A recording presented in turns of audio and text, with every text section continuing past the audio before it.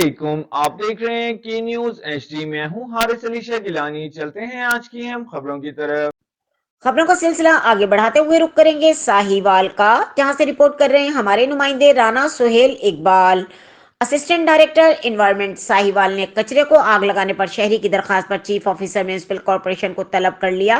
तफसीलात के मुताबिक अरसदरा से म्यूनिसिपल कॉर्पोरेशन साहिवाल नहर लोअर बारी दोआब के किनारे कैप्टन उस्मान शहीद पुल के नीचे कचरे के ढेर को इकट्ठा कर दिया जाता था, जिसकी वजह से कई एकड़ पर मुहित रकबे में कचरे के पहाड़ बन गए थे। अब इन कचरे के पहाड़ों को मुसलसल आग लगाई जा रही थी, जिसमें शॉपर और प्लास्टिक की बनी अशिया जलने से जहरीला धुआं फिजा को आलूदा कर रहा है।